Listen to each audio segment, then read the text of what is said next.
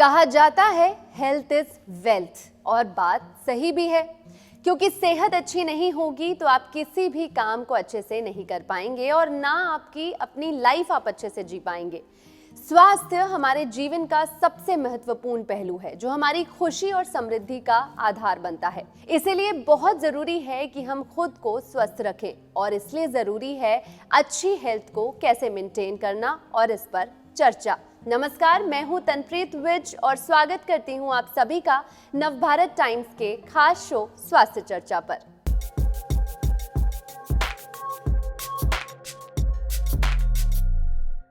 NBT स्वास्थ्य चर्चा में आज जिस टॉपिक पर हम बात करने वाले हैं वो है हाइपरटेंशन। इंडिया में लगभग 33% अर्बन और 25% ग्रामीण हाई बीपी यानी कि हाइपरटेंशन से ग्रसित हैं। पिछले 30 सालों के दौरान हाइपरटेंशन के मामलों में करीब 97% का इजाफा भी हुआ है। लेकिन समस्या ये है कि अब भी ज्यादातर लोग हाइपरटेंशन या हाई बीपी जैसे कंडीशन को सीरियसली नहीं लेते। ऐसा इसलिए क्योंकि या तो इनके पास पूरी जानकारी नहीं होती या फिर जानकारी गलत होती है। हाइपरटेंशन कितना बड़ा इशू हो सकता है, इस पर बात करना बेहद जरूरी है। तो क्यों हो जाता है हाइपरटेंशन, क्यों हो जाती है ये समस्या, क्या होते हैं इसके सिम्टम्स, कैसे हाइपरटेंशन दूसरी बड़ी बीमारियों का कारण बन सकता है और कैसे इससे बचा जा सकता है।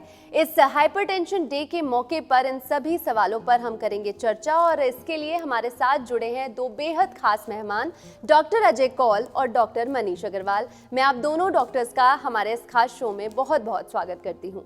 डॉक्टर कौल को 38 सालों का अनुभव है और इनका नाम दिल्ली के सर्वश्रेष्ठ हृदय रोग विशेषज्ञों में शामिल है। डॉक्टर कौल ने बॉम्बे यूनिवर्सिटी से एमबीबीएस, एमएस जनरल सर्जरी और MCH cardio thoracic and vascular surgery complete किया है। डॉक्टर अजय कौल, आपका बहुत बहुत स्वागत है। वहीं doctor Manish Agrawal PSRI new Delhi में senior consultant and head of interventional cardiology के रूप में कार्यरत हैं। आपको 20 सालों का अनुभव है। आपने हंगरी, यूरोप में स्ट्रक्चरल हार्ट फेलोशिप प्राप्त की है। डॉक्टर मनीष अग्रवाल, मैं आपका भी हमारे इस खास शो में बहुत बहुत स्वागत करती हूँ। तो बिना देरी के हम सवालों का सिलसिला शुरू करेंगे और सबसे पहला सवाल डॉक्टर कौल मैं आपसे पूछना चाहूँगी, हाइपरटेंशन या हाई बीपी एक दूसरे का सिनोनिम है। क्या होता है हाइपरटेंशन, क्या कारण होते हैं, कैसे इन कारणों को हम पहचानें, आसान से शब्दों में हमारे दर्शकों को बताएं। देखिए, सबसे पहला हमें ये देखना है कि नॉर्मल ब्लड प्रेशर क्या होता है। 120/80 नॉर्मल ब्लड प्रेशर होता है।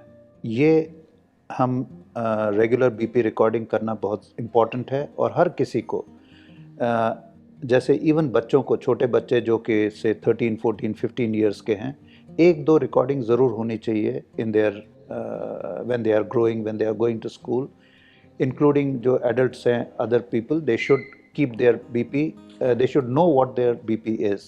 अब अगर इसमें 2 BP होते हैं, जो एक 120 जो ऊपर वाला BP है उसको हम सिस्टोलिक ब्लड प्रेशर बोलते हैं, जो नीचे वाला होता है वो डायस्टोलिक ब्लड प्रेशर होता है। अब ये 120 के ऊपर अगर जाता है, जैसे 130 गया, तो वो हाइपरटेंशन कैटेगरी में आता है। ये बहुत सीरियस प्रॉब्लम नहीं है। 130 अगर BP है तो वो बहुत ज़्यादा प्रॉब्लम नहीं है अगर डायस्टोलिक 80 है। लेकिन जैसे जैसे ये ऊपर जाता है, मान लीजिए बीपी 140/90 हो जाता है, ये इसको हम हाइपरटेंशन या हाई ब्लड प्रेशर बोलते हैं। अब इम्पॉर्टेंट ये है कि ब्लड प्रेशर, मैं तो एक चीज़ बोलूँगा, इसमें 2 फैक्टर्स होते हैं। एक जेनेटिक होता है। जेनेटिक में ये है कि अगर आपके माता पिता को हाइपरटेंशन है तो आपको केयरफुल रहना चाहिए, और यही वो ग्रुप है जिसमें मैं बोलता हूँ कि बच्चों को भी, इन पेरेंट्स जिनको हाइपरटेंशन है उनके जो बच्चे हैं उनको ज़रूर बीपी चेक करना चाहिए right from a young age. अब एक चीज़ है जेनेटिक जिसको आप अवॉइड नहीं कर सकें, लेकिन एक बीपी का एक सबसे अच्छी चीज़ ये है कि we have a very high incidence. India में बहुत बीपी का बहुत हाई इंसिडेंस है। वर्ल्ड में काफ़ी हाई स्टेज पे हम हैं जहाँ बीपी बहुत लोगों का है, और most of the causes are preventable. This is a major thing. तो आगे हम इस पर चर्चा करेंगे कि ठीक है, किसी को ब्लड प्रेशर है, मगर बिना दवाइयों के छोटी मोटी एक्सरसाइजेस, छोटी मोटी प्रिवेंशन, कुछ ऐसी चीज़ें अगर वो अपने लाइफस्टाइल में अपनाते हैं, बहुत सारा पॉपुलेशन ऐसा है जो बीपी कंट्रोल में कर सकता है। जो मेरे को लगता है इस टॉपिक पे डिस्कशन का मेन फोकस होना चाहिए कि हम कैसे अपना लाइफस्टाइल चेंज करें और बीपी जैसी डेंजरस बीमारी से बच सकें। बिल्कुल। डॉक्टर मनीष, डॉक्टर कौल ने लाइफस्टाइल, यंग एज और हाइपरटेंशन, ये 3 ऐसे शब्द यूज़ किए अपने पूरी बात को बताने में जो बहुत अहम हैं। आप कैसे हाइपरटेंशन को बताएंगे, कैसे कारणों को पहचानें, सिम्टम्स क्या होते हैं? सो ब्लड प्रेशर, जैसे डॉक्टर कॉल ने बताया कि any blood pressure which is exceeding 140 and by 90 should be treated. तो हमारे बहुत सारे एसोसिएशंस होते हैं, जैसे बहुत सारी गाइडलाइंस होती हैं, JNC 7, JNC 8, तो उसमें भी फ़र्क था। बट इन जनरल हम लोग लाइफस्टाइल ट्रीटमेंट की, लाइफस्टाइल इंटरवेंशंस की रिकमेंडेशन देते हैं जिनका ब्लड प्रेशर 130 एक्सीड करता है, बिटवीन 130 to 139, एंड जिसका डायस्टोलिक प्रेशर 80 to 89 है। तो 130 to 139 एंड नीचे वाला 80 to 89 में हम लाइफस्टाइल इंटरवेंशंस रिकमेंड करते हैं अगर आपका ASCVD रिस्क लेस देन 10% हो। अगर आपका, व्हाट इज़ ASCVD रिस्क, एक एल्गोरिदम होता है, एक चार्ट होता है जिसमें हम हर पेशेंट का रिस्क, 10 ईयर रिस्क देखते हैं फॉर कार्डियोवैस्कुलर कॉम्प्लिकेशंस। अगर उसमें कार्डियोवैस्कुलर कॉम्प्लिकेशंस का जो उसका एज, उसका कोलेस्ट्रॉल, उसका LDL, वो सब डाटा हम फीड करते हैं। वो जब डाटा फीड करते हैं और अगर उसकी परसेंटेज लेस देन 10% हो फॉर अ 10 ईयर पीरियड, तो that patient comes under low risk. तो 130 to 139 systolic and diastolic 80 to 89 को हम सिर्फ लाइफस्टाइल इंटरवेंशंस रिकमेंड करते हैं। बट अगर ब्लड प्रेशर 140/90 है तो फिर हम मेडिकेशन स्टार्ट करते हैं, और हम स्टार्ट करते हैं with thiazide group of diuretics, जो कि सबसे सिंपल एंड सबसे इफेक्टिव सोर्स ऑफ मेडिकेशन होता है। डॉक्टर कौल, जैसे हाइपरटेंशन में बहुत सारे, कई बार जब बीपी बहुत ज़्यादा हाई हो जाता है और हमें मेडिकेशंस लेने पड़ जाते हैं, लाइफस्टाइल की भी हम बात कर रहे हैं, कैसे ऐसे फैक्टर्स होते हैं लाइफस्टाइल में जो हमें बदलने चाहिए? आपने भी इसका जिक्र किया, डॉक्टर मनीष ने भी जिक्र किया, क्या बदलना चाहिए उसमें? डाइट चेंज होनी चाहिए, आपका रूटीन कैसा होना चाहिए? क्योंकि अब जो यंगस्टर्स हैं उनमें सबसे ज़्यादा हाइपरटेंशन की केसेस आ रहे हैं। ये आपने बहुत अच्छा क्वेश्चन पूछा है। देखिए, मैं स्ट्रेस इस पे करूँगा कि मैं इसको 2 कैटेगरीज में डिवाइड करता हूँ, रादर 3 कैटेगरीज में। एक, टोटली अनअवॉइडेबल। अगर कोई पेशेंट है, वो क्या चीज़ अवॉइड नहीं कर सकता है? पहले वो अपने माँ बाप को अवॉइड नहीं कर सकता। जेनेटिक है, उसके पेरेंट्स को हाइपरटेंशन है, उसको होगा ही होगा। दूसरा, ओल्ड एज, जैसे जैसे एज बढ़ती जाती है हाइपरटेंशन का इंसिडेंस बढ़ता जाता है। दूसरा है सेक्स, मेल फीमेल में वेरिएशन हो सकता है। तो ये 3 चीज़ें आप अवॉइड नहीं कर सकते। दूसरी चीज़ है पार्शियली अवॉइडेबल चीज़ें जो कि आप कर सकते हैं। पहला है लाइफ का स्ट्रेस। अब स्ट्रेस क्यों होता है? बिकॉज आप जो जॉब कर रहे हैं उसमें आपको इतना स्ट्रेस है।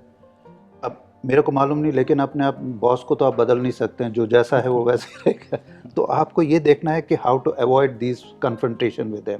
दूसरा है, आप जिस सिटी में रहते हैं उसमें, आप जैसे मैं दिल्ली में रह रहा हूँ, we cannot avoid pollution, we cannot avoid stress, we cannot even office जाने में आपको अगर मेट्रो में जाना है जिसमें जगह नहीं मिल, दैट इज स्ट्रेस।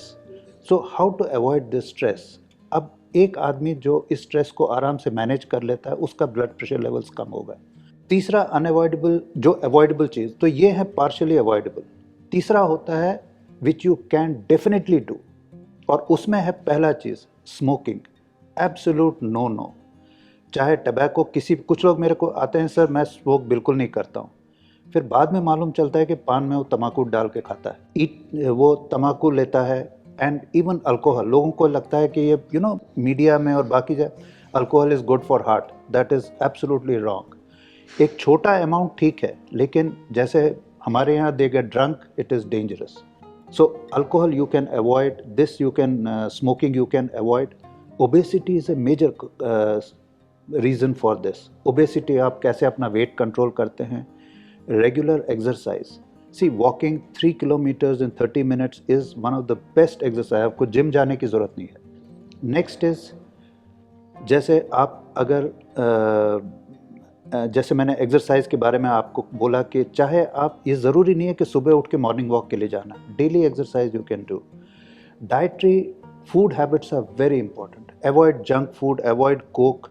और दूसरी चीज़ याद रखिए, जो भी सफ़ेद चीज़ें हैं खाने में, जैसे नमक है, शुगर है, white sugar is bad. Doctor Manish, जैसे घर पर लोग तरह तरह की चीज़ें अपनाते हैं बीपी को पहचानने के लिए, साथ ही आजकल बहुत सी चीज़ें, ऐसे इक्विपमेंट्स हैं जो ऑनलाइन अवेलेबल हैं, कितने सेफ़ हैं वो बीपी के इक्विपमेंट्स, और क्या घर पर इन्हें खुद से करना चाहिए?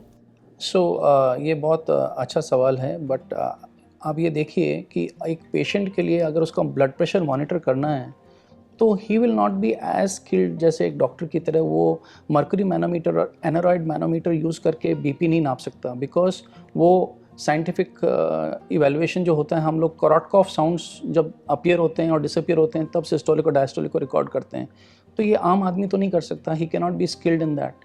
तो उसके लिए ऑल्टरनेटिव क्या है कि एम्बुलेटरी ब्लड प्रेशर मॉनिटरिंग कराएं या होम ब्लड प्रेशर मॉनिटरिंग करें। तो home blood pressure monitoring is a good modality, and home blood pressure monitoring के लिए एक आम आदमी एनोरॉइड और मर्करी मैनोमीटर नहीं यूज़ करेगा, तो डिजिटल मैनोमीटर्स जो डिजिटल ब्लड प्रेशर इंस्ट्रूमेंट्स होते हैं, जो जैसे जो आपने बोला ऑनलाइन अवेलेबल हैं, हाँ तो उसको बिल्कुल यूज़ करें। They are based on an oscillometric method of evaluating and documenting mean blood pressure.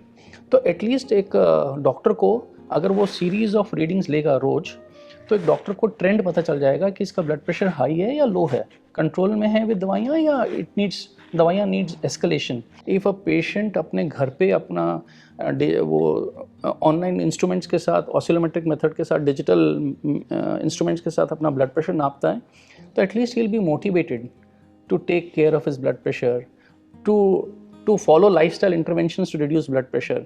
अगर वो देखेगा, रोज बीपी देखेगा और देखेगा कि मेरा ब्लड प्रेशर इंप्रूव हो रहा है, तो he will be more motivated, he will do lifestyle interventions, physical activity करेगा। फिजिकल एक्टिविटी जो प्रिस्क्राइब्ड नॉर्म्स हैं वो हैं at least 150 minutes to 300 minutes in a week. यानी कि आप कोई एक्सरसाइज नहीं करते तो देखा गया है कि एटलीस्ट अगर आप थोड़ा बहुत भी एक्सरसाइज करो, एंड द थोड़ा बहुत का लिमिट है एटलीस्ट 150 मिनट्स, तो अगर आप रोज़ उसको नहीं कर सकते, अगर आप सैटरडे संडे ऑफ है और सैटरडे को आपने 75 मिनट कर लिया और संडे को 75 मिनट एक्सरसाइज कर लिया, तो मिनिमम 150 मिनट्स की फिजिकल एक्टिविटी कर ली, तो you will be in a better shape. So ideally तो रोज़ होना चाहिए exercise, 30 to 45 minutes of brisk walk. But अगर आपके पास बहुत आपकी स्ट्रेसफुल लाइफ है, you don't have time, you are going early morning और you have late working hours, तो आप ऐसे एटलीस्ट सैटरडे संडे को आप अगर 75 मिनट कर लेते हैं टू एंश्योर कि मुझे एक हफ्ते में मैंने 150 मिनट की फिजिकल एक्टिविटी कर ली है, तो वो will be much more beneficial than not exercising at all.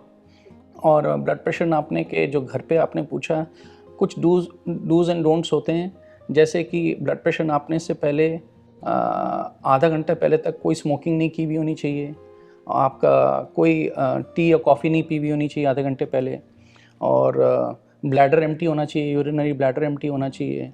जब पेशेंट को बिठाते हो घर पे बीपी लेने के लिए, तो he should seat comfortably on a chair, दोनों पैर शुड बी अनक्रॉस्ड, तो बिल्कुल पैर खुले हुए होने चाहिए, both feet on the ground uncrossed, हाथ द हैंड जिस पे बीपी ले रहे हो उसको टेबल पे रखा हुआ होना चाहिए, ताकि जब बीपी कफ लगाओगे तो blood pressure cuff should be at the level of the mid sternum, तो आपका एक्यूरेट ब्लड प्रेशर रिकॉर्डिंग होगा, मोर एक्यूरेट, क्योंकि ये वैसे भी oscillometric method mean average blood pressure लेता है, तो इन स्टेप्स का ध्यान रखना है।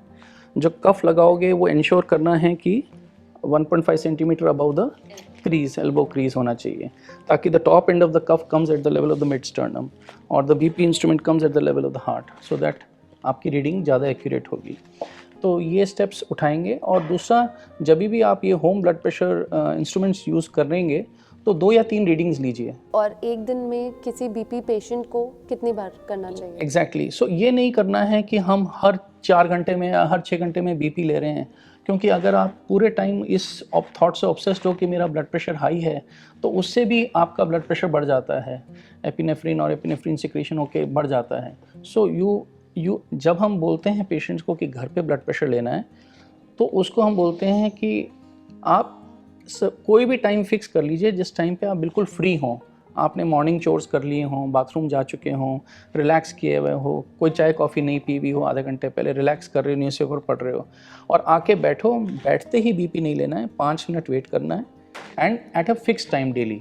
फिक्स टाइम का मतलब सपोज़ आपने सवेरे 8 बजे चूज़ किया, तो 8 का 8:10 हो सकता है, 8 का 8:15 हो सकता है, पर 8 का ये नहीं करो कि अगले दिन आप 9 बजे ब्लड प्रेशर ले रहे हो, उसके अगले दिन 10:30 बजे ब्लड प्रेशर ले रहे हो, 8 मतलब 8 के अराउंड आसपास आप रोज़ ब्लड प्रेशर लेके आओ, ताकि डॉक्टर को ट्रेंड पता चल सके कि मेरा ब्लड प्रेशर कैसा है।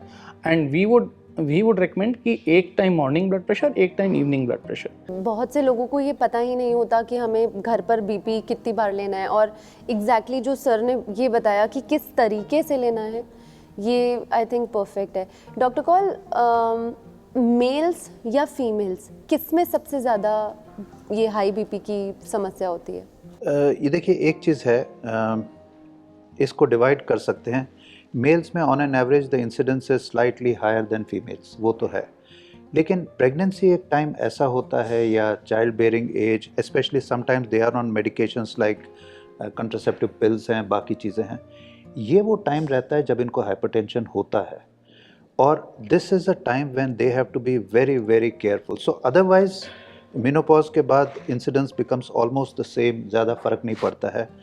Most of the times they are protected from this, but pregnancy का टाइम, चाइल्ड बेयरिंग टाइम और बाकी टाइम ऐसा रहता है जिसमें वो ओरल कंट्रासेप्टिव्स पे रहते हैं, तो वो बीपी को ज़रूर असर करते हैं। तो बहुत इम्पॉर्टेंट है कि इस टाइम, जैसे मैंने देखा है कई बार हमारे पास पेशेंट्स आते हैं, कुछ दिन पहले एक female had come, we were not finding any cause of hypertension and all that, and then I asked her the history, तो उसने बोला I am taking these pills.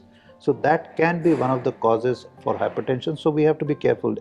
Doctor Manish, जैसे किसी को अगर हाइपरटेंशन की शिकायत आ चुकी है, अब वो मेडिकेशंस पर आ गया है, कोई भी एज हो, वो अबव 50 हो सकती है या बिलो 50 हो सकती है, लेकिन अगर उस व्यक्ति को लगता है अब तो मेरा बीपी नॉर्मल है, तो क्या वो मेडिकेशंस को वहीं उसे छोड़ देना चाहिए, या अब क्योंकि आपने एक बार शुरू कर दी मेडिकेशंस तो वो लॉन्ग लाइफ होगी? अगर आपका ब्लड प्रेशर है, डायग्नोस हुआ है और आपको दवाइयाँ दी गई हैं जिसको आपका रिस्पॉन्स आया है और आपका ब्लड प्रेशर नॉर्मलाइज हो गया है, and if it continues to be normal, then there is no reason you should leave the medication. But अगर आपका ब्लड प्रेशर नॉर्मल से लोअर साइड पे जाने लगे, lower side of the normal होने लगे, और आपको फटीग होने लग जाए, आपको थकावट होने लग जाए, दैट मीन्स कि हमें, that is an indication for us कि हमें अपना ब्लड प्रेशर मेडिकेशन तब रिड्यूस करना है। सपोज़ वो कोई दवाई चल रहा है, सपोज़ कोई 40 mg की कोई दवा चल रही है, कोई एंजियोटेंसिन रिसेप्टर ब्लॉकर चल रहा है, और उस पर आपका ब्लड प्रेशर नॉर्मलाइज हो गया, तो आप we tend to continue that, because अगर आप उस स्टेज पर डिसकंटिन्यू करते हैं तो रिबाउंड हाइपरटेंशन आएगा 2 या 3 महीने में, जिसमें ब्लड प्रेशर बहुत बढ़ा हुआ मिलेगा। फिर doctor again has to do the whole thing, पूरी मेहनत करनी पड़ती है दोबारा उसको resettle down to normal. So you should continue with the medication, और साथ में लाइफस्टाइल इंटरवेंशन करना बहुत ज़रूरी है। ये चीज़ याद रखिए कि ब्लड प्रेशर मुख्यतः 2 वजह से लोगों को होता है। एक तो increase in calorie intake, excessive calorie intake, जिससे आपका वज़न बढ़ता है, ओबेसिटी होती है, जिसकी वजह से आपका ब्लड प्रेशर बढ़ता है। और दूसरा सॉल्ट इनटेक, जो कि डॉक्टर अजय अभी थोड़ी देर पहले बोल रहे थे। तो अगर सॉल्ट इनटेक आपका ज़्यादा है, recommended intake according to WHO is less than 5 grams, हम कार्डियोलॉजिस्ट बोलते हैं कि 2400 मिलीग्राम से कम हो, बट अगर इंडियन हाउस होल्ड्स में ज़्यादातर salt intake is around 10 grams, which is much more than what we recommend of 2400 milligrams. हम 2400 मिलीग्राम रिकमेंड करते हैं और टोटल 10 ग्राम इनटेक हो रहा है। वाई? बिकॉज इंडियन फूड में हम बहुत शौकीन हैं कि दाल चावल भी खा रहे हैं तो अचार लेंगे साथ में, पापड़ लेंगे साथ में, तो पापड़, अचार, चटनी, इन सब में एक्स्ट्रा इतना ज़्यादा सॉल्ट होता है कि हमारा सॉल्ट इनटेक बहुत ज़्यादा हो जाता है। और ब्लड प्रेशर पेशेंट्स में एक ग्रुप है जिसको कहते हैं सॉल्ट डिपेंडेंट हाइपरटेंसिव्स, यानी कि अगर उनका सॉल्ट बढ़ गया तो उनका बीपी शूट अप हो जाता है। तो ये एक बहुत बड़ा एक फिनोटाइप है हाइपरटेंसिव पेशेंट्स में, which is known as salt dependent hypertensives. तो जैसे किसी ने अगर एक दिन में ये सारी चीज़ें खाई है क्योंकि वो बाहर है, अब वो कैसे बैलेंस करे उस चीज़ को? By not taking it, of course. वो तो over a period of time आपको नहीं लेना है। अगर आपको over a period, coming back to answer your question कि उस व्यक्ति को क्या करना है जिसका ब्लड प्रेशर नॉर्मल हो गया है, तो he has to continue these lifestyle interventions, और वो जो मैंने अभी डिस्क्राइब किया। और अगर वो लाइफस्टाइल इंटरवेंशंस ये कंटिन्यू करेगा और उसका blood pressure lower side of normal होने लग जाएगा, तो हम डोज को आधा कर देंगे। डोज को आधा करने के बाद भी अगर लोअर साइड ऑफ नॉर्मल रहेगा, तब हम उसको हटा के देखना पसंद करेंगे। But let the doctor do it. तो ऐसा नहीं है कि एक बार ब्लड प्रेशर की गोली शुरू हो गई तो it's a permanent entity in your life, ऐसा नहीं है। If you are discipline, if you do lifestyle interventions properly, as I've just mentioned, and your blood pressure can come down to normal, and in instances we have taken away patients of blood pressure medications, but वो percentage बहुत कम है। ज़्यादातर लोगों को continue करना पड़ता है blood pressure, because majority of the people are not so discipline and not so focused कि मुझे ये हटाना ही हटाना है। So that is how we go about. 3 silent killers होती हैं ऐसे जो ट्रीटेबल हैं, लेकिन क्या हाई बीपी और भी बीमारियों का कारण बन सकती है? देखिए, एक चीज़ समझ लीजिए कि ये तीनों चीज़ें, हाइपरटेंशन, डायबिटीज़ एंड, ये in itself are not a major problem. अगर किसी को हाइपरटेंशन है, उसका जो साइड इफ़ेक्ट्स रहते हैं वो बड़े डेंजरस होते हैं। पहला, ब्रेन स्ट्रोक्स जो लोगों को होते हैं, सडन इंट्राक्रैनियल हेमरेज होता है। आप देखेंगे कि जब भी हाइपरटेंशन का एक पेशेंट आता है, उसका सबसे कॉमन सिम्टम्स होता है, उसको सिर में थ्रॉबिंग हेडेक होता है, एक अजीब सा सिर में दर्द होता रहता है। यही ब्लड प्रेशर 200 के क्रॉस कर जाता है तो चांसेस आर कि उसको ब्रेन हेमरेज हो सकता है। दूसरा, हाइपरटेंशन हार्ट डिजीज़ का एक मेजर कारण है। तीसरा, किडनी। ये एक विशस साइकिल है। हाइपरटेंशन से किडनी खराब होती है और किडनी खराब होने से हाइपरटेंशन और बढ़ जाता है। सो ये कुछ चीज़ें हैं जिसमें हमको ये समझना है कि मेजर 3 प्रॉब्लम्स, ब्रेन का, स्ट्रोक, हार्ट का और किडनी का, is all related to hypertension. So hypertension is not only a disease in itself, it ruins the whole body. So एक चीज़ समझ लीजिए कि blood pressure in any form is bad. So चाहे आपको अगर 120/80 नहीं है, of course there are certain conditions in which we keep slightly on the higher side, वो एक अलग डिस्कशन है। लेकिन ब्लड प्रेशर अगर किसी को है, उसको एक तो उसे प्रिवेंटिव मेजर्स लेना चाहिए and take it very seriously because it can cause problems. बिल्कुल डॉक्टर मनीष, हम मेजर्स की बात कर रहे हैं, मेडिकेशंस की बात कर रहे हैं। जो नॉर्मल एक ह्यूमन बीइंग होता है, बुखार हुआ, बुखार की दवा खा ली, पेन हो रहा है, पेन किलर्स ले ली, तो क्या कभी ऐसी दवाइयाँ या कोई भी दूसरी दवाइयाँ भी हाई बीपी का कारण बन सकती हैं? हाँ, कुछ दवाइयाँ हैं जिनका कंजम्पशन, जिनकी सेवन से ब्लड प्रेशर बढ़ सकता है। अक्सर आजकल ट्रांसप्लांट पेशेंट्स बहुत हो रहे हैं, लिवर ट्रांसप्लांट, किडनी ट्रांसप्लांट। ऐसे पेशेंट्स अगर साइक्लोस्पोरिन, टैक्रोलिमस लेते हैं, कुछ दवाइयाँ लेते हैं, तो उससे पाया गया है कि ब्लड प्रेशर बढ़ जाता है। देन अगर आपको नेज़ल स्टफीनेस है और आपको नेज़ल डिकंजेस्टेंट्स दिए हुए हैं, तो उसमें भी जो सब्सटेंसेस होते हैं that has been known to increase. Then there are some antipsychotic medication जैसे ओलांज़ेपिन वगैरह, उससे भी ब्लड प्रेशर बढ़ सकता है। आप अगर there is a lot of illicit drug use in some states, जैसे कि अगर कोकेन वगैरह का कुछ ले रहे हैं, तो ऐसे there is a some set of medications जो ब्लड प्रेशर बढ़ा सकती हैं। तो अगर आप ऐसे ट्राइसाइक्लिक एंटी डिप्रेसेंट्स या मोनोअमीन ऑक्सीडेज इनहिबिटर्स ले रहे हो और आपका ब्लड प्रेशर बढ़ रहा है, तो you should consult your doctor. वो आपको एक दूसरा क्लास ऑफ एंटी डिप्रेसेंट्स दे देगा, सेलेक्टिव सेरोटोनिन रीअपटेक इनहिबिटर्स, जिससे ब्लड प्रेशर नहीं बढ़ेगा। तो the doctor can always change the class of medications he is giving to you for that particular condition, अगर वो पर्टिकुलर दवाई ब्लड प्रेशर बढ़ा रही है। तो मुझे लगता है कि हाई बीपी, हाइपरटेंशन क्या होता है, किन कारणों से होता है, उसे कैसे ट्रीट करना चाहिए, क्या क्या ध्यान रखना चाहिए, ये हमने इस पर बात की। अब हम हमारे शो को एंड की तरफ ले जा रहे हैं, तो दर्शकों को आप थोड़े से टिप्स एंड प्रिकॉशंस और फैक्टर्स ये सब बता दीजिए कि अपने हाई बीपी को आप कैसे मेंटेन करें या उस चीज़ को कैसे ध्यान में रखें। देखिए, जैसे मैं इस पूरे प्रोग्राम में बता रहा हूँ कि एक अच्छी चीज़ है कि अगर आप हाइपरटेंशन की तरफ ध्यान दें और लाइफस्टाइल मॉडिफिकेशन करें, तो मैं ये बता रहा हूँ कि एटलीस्ट बाय 10 to 15 आप ब्लड प्रेशर को कम कर सकते हैं, पहली चीज़। दूसरा चीज़ बहुत इम्पॉर्टेंट है कि ये दिमाग में मत रखिए कि आपका बीपी नॉर्मल हो गया दवाइयों पे तो आप नॉर्मल हो गए और दवाई बंद कर देंगे। ये सबसे बड़ी डेंजरस चीज़ है। ज़रूर अपने डॉक्टर के पास जाइए और उसको बोलिए कि मेरा बीपी अब नॉर्मल है, मुझे क्या करना है, खुद दवाई बंद मत कीजिए। तीसरा चीज़, we have a very bad habit. देखिए, पूरी दुनिया में मैं जाता हूँ, कहीं भी आपको मेडिसिन अक्रॉस द काउंटर नहीं मिलता है।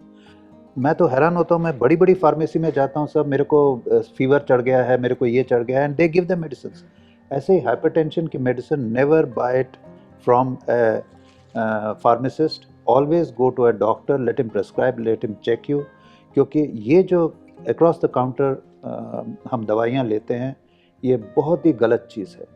और लास्ट, ये मत समझिए कि अगर आप जिम चले जाते हैं और ज़बरदस्त एक्सरसाइज करते हैं तो आप बिल्कुल हेल्दी हो जाएंगे। ये सबसे बड़ी गलत चीज़ है। कभी भी स्ट्रेनियस एक्सरसाइज, जैसे मैं बता रहा था आपको, आप सिर्फ 3 किलोमीटर 30 मिनट्स 40 मिनट्स में चलिए, इससे अच्छा जिम या इससे अच्छी एक्सरसाइज दुनिया में कोई नहीं है।